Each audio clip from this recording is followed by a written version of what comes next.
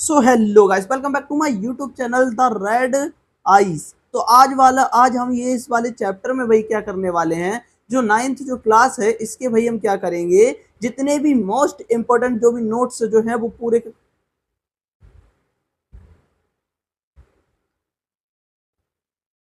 So hello guys, welcome back to my YouTube channel the red eyes. और आज हम लोग नाइन्थ क्लास जो है इसके जो नोट्स जो है वो भी चैप्टर फर्स्ट के, जिसका नाम है पालमपुर गांव की कहानी, उसके भाई आज हम पूरा का पूरा फुल एक्सप्लेनेशन करने वाले हैं। और मेरा नाम है सनी सर, ठीक है। और ये मेरी इस वाले चैनल पर आज पहली वीडियो है। और मैं यहीं से क्या करने वाला हूँ, ये जो एसएसटी है 9th 10th और फिर भाई 11th और जो 12th हैं, इन लोगों के लिए हिस्ट्री, पॉलिटिकल, ज्योग्राफी, इन सभी की जो वीडियोस जो है मेरे इस वाले चैनल पर आप लोगों को मिलने वाली है, और वो भी नोट्स के साथ फुल एक्सप्लेनेशन। ठीक है बच्चों, तो आज 9th की जो पहले जो चैप्टर की जो पहली जो वीडियो है पालमपुर गांव की कहानी, इस वाले चैप्टर को आज हम करने वाले हैं। क्लियर? तो देखिए भाई, यहाँ पर ये जो दिया हुआ है, चलिए भाई स्टार्ट करते हैं आप लोगों का, क्योंकि ज्यादा टाइम नहीं लेना है, डायरेक्ट चैप्टर स्टार्ट करते हैं। तो देखिए भाई, इसमें ना पालमपुर गांव जो है एक गांव के बारे में बताया गया, और वो एक काल्पनिक गांव है। तो देखिए उसके बारे में किस तरीके से बताया गया है। तो पालमपुर आस पड़ोस के गांव और कस्बों से जुड़ा हुआ है, यानी कि पालमपुर नामक ये जो गांव है, ये गांव जो है ये आसपास के जो भी कस्बे हैं या फिर जो भी गांव हैं उनसे जुड़ा हुआ है। और ये पालमपुर ये जो गांव जो है, यानी कि जो कस्बे और गांव से जुड़ा हुआ है, ठीक। यानी कि इसका मतलब क्या, इसका मतलब ये है, कस्बे का मतलब होता है व्यापार के केंद्र, उनसे जुड़ा हुआ है। इस गांव में अलग अलग जातियों के लगभग 450 परिवार भी रहते हैं। गांव में ज्यादातर जमीनों के मालिक जो है वो उच्च जाति के हैं, और लगभग कितने परिवार हैं उच्च जाति के? 80 परिवार रहते हैं।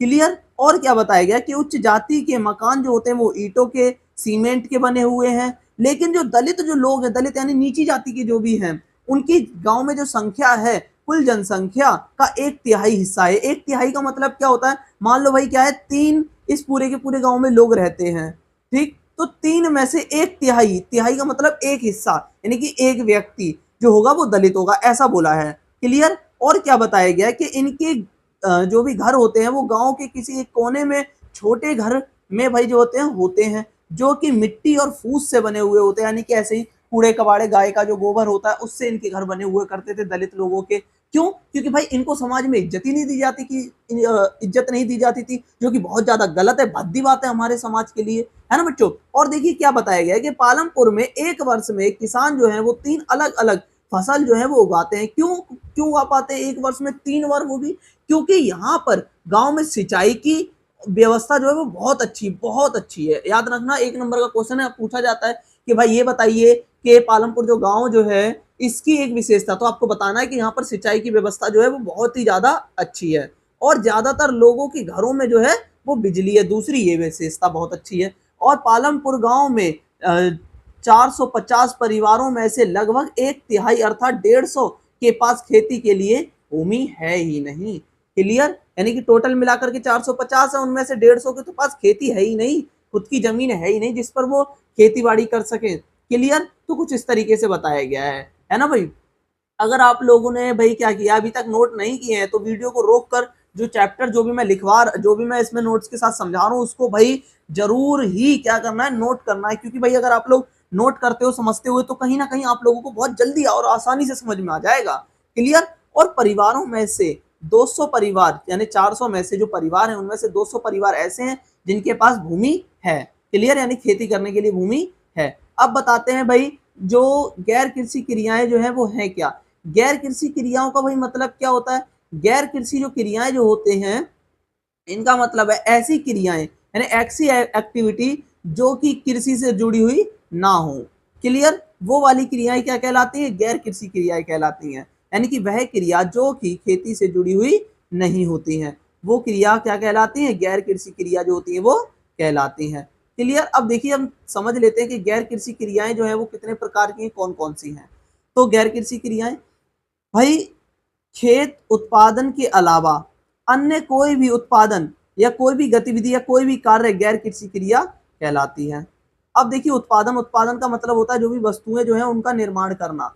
तो देखिए, वस्तुओं और सेवाओं का उत्पादन के लिए 4 चीजों की हमें बहुत जरूरत पड़ती है। हम किसी भी चीज को बनाते हैं, तो उस चीज को बनाने, उसका उत्पादन करने के लिए हमें भाई कुछ चीजों की तो जरूरत पड़ती है। 4 चीजों की जरूरत हमें बहुत ज्यादा पड़ती है। पहली, भूमि। ठीक, भूमि की हमें जरूरत क्यों पड़ेगी? क्योंकि भाई भूमि यानी जमीन, जमीन की हमें जरूरत क्यों पड़ेगी? इसलिए पड़ती है क्योंकि भाई अगर हम कहीं ना कहीं, जमीन होगी तभी तो अपनी फैक्ट्री लगा पाएंगे, है ना। किराए की जमीन पर कर सकते हैं लेकिन वो वैसी नहीं होती जैसी कि हमें चाहिए, क्योंकि हम उस पर पूरी तरीके से काम नहीं कर सकते हैं, क्योंकि हमें पता है कि कभी ना कभी मकान मालिक जो भी होगा या जिसकी भी वो जमीन होगी जिससे हमने रेंट पर ली होगी, वो हमें हटा सकता है वहां से, है ना। और जल, वन यानी लकड़ियां, खनिज, हमें इन चीजों की जरूरत पड़ती ही पड़ती है। श्रम यानी कि मजदूरों की जरूरत पड़ेगी, क्योंकि भाई अगर हमने किसी भी चीज को बनाना है, हमने फैक्ट्री बनाई है, तो भाई उसमें काम करने के लिए मजदूर भी तो चाहिए, है ना। तो ये बोला है।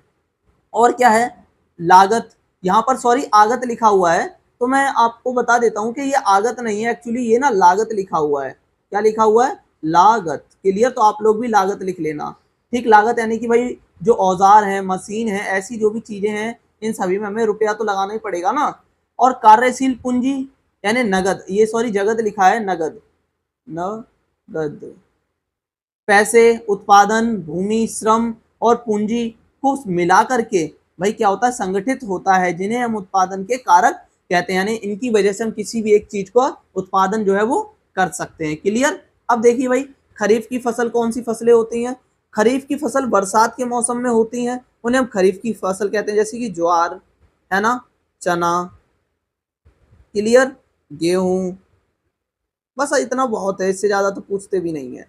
क्लियर? तो ये चीजें जो है आती हैं आप लोगों के इस वाले चैप्टर में। अब देखिए एक और रह गया है, फिर आपका ये जो चैप्टर है ये कंप्लीट हो जाएगा। बस यही एक पेज रह गया है और आपका यहीं पर चैप्टर भी क्लियर हो जाएगा। क्लियर है? तो देखते हैं भाई ये कौन सा है। देखो भाई कि सभी। क्लियर? ये लिखा है सभी। सभी मौसम में किसान गेहूं उगाते और मंडी में बेचते हैं। ठीक, सॉरी मैंने यहाँ पर सभी लिखा है, एक्चुअली ये ना सर्दियों लिखा हुआ है। क्या लिखा हुआ है? सर्दियों। यानी भाई क्या होता है कि जब भी सर्दियों का मौसम आता है, किसका मौसम? सर्दियों का। तो सर्दियों के मौसम में क्या होता है कि किसान जो भी फसल उगाता है उसको बाजारों में बेचता नहीं बेचता, तो ये वही बता रहा है। क्लियर? अब देखिए भाई बहुविध फसल प्रणाली कौन सी वाली प्रणाली होती है? बहुविध फसल जो प्रणाली होती है, ये कौन सी वाली प्रणाली होती है? ये एक ऐसी प्रणाली होती है जिसमें किसान एक वर्ष में किसी भी भूमि पर एक से अधिक बार फसल पैदा करता है की जाए तो उसी को हम बहुविध फसल प्रणाली कहते हैं। यानी कि एक वर्ष में एक से अधिक बार फसलों को उगाना ही बहुविध फसल प्रणाली कहलाती है। अब देखते हैं हरित क्रांति। हरित क्रांति क्या है? और ये जो थी 1900 जो भी है भाई 71 या फिर 1960 जो है इसके दशक में लाई गई थी। 1960 का मतलब ही होता है कि 1960 से 1970 के बीच में या इसके आसपास जो थी वो चलाई गई थी। इसी को हम बोलते हैं क्या? हरित क्रांति। क्योंकि उस समय में हमारे भारत में बहुत तगड़ा अकाल पड़ा था और उस समय की हमारे देश की जो पीएम जो थी वो इंदिरा जी थी। तो इंदिरा जो गांधी जो थी ये हमारे देश की प्राइम मिनिस्टर रह चुकी है ना। तो अब देखिए हम बात करते हैं हरित क्रांति।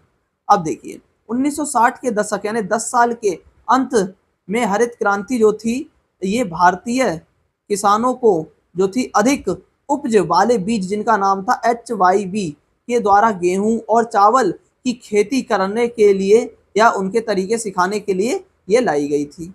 पालमपुर गांव में परंपरागत बीजों से गेहूं उपज जो थी 1300 किलोग्राम प्रति हेक्टेयर थी। HYB बीजों से उपज जो थी वो 3200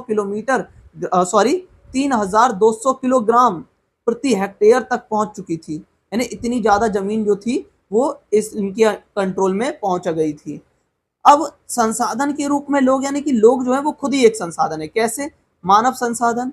ये वो संसाधन वो होते हैं जो कि हमारी जरूरतों को पूरा करे, उसे संसाधन कहते हैं। मानव संसाधन जैसे कि डॉक्टर, ठीक, जैसे कि वकील और भी कई सारे ETC। क्लियर? तो यहाँ पर जो है हमारा ये जो चैप्टर जो है ये क्लियर हो जाता है। बट अगर आपको कोई भी ऐसी चीज है जो समझ में ना आए तो कृपया कर आप जो है कमेंट जो है वो बहुत जरूरी आपको करना, ताकि मैं क्या कर सकूं, उस पर एक शॉर्ट वीडियो बना करके आप लोगों तक जल्दी से जल्दी पहुंचा सकूं। ठीक है? मेरा आप लोगों को इस चैनल की मदद से सिर्फ और सिर्फ जो चैप्टर हैं जितने भी उन सभी को पढ़ाना है, वो भी नोट्स के साथ आप लोगों को फ्री नोट्स बिल्कुल प्रोवाइड जो है वो कराना है और इन्हीं को आप लोग लिख लीजिए। यही आपकी बहुत ज़रूरी नोट्स हैं और ये आपके बहुत ज़्यादा काम में भी आएंगे। ठीक है, अगर आप मेरे इस चैनल पर नए हो तो मेरे चैनल को कर लीजिए सब्सक्राइब। देन मिलते हैं आप लोगों से अगली वीडियो में, तब तक के लिए जय श्री राम।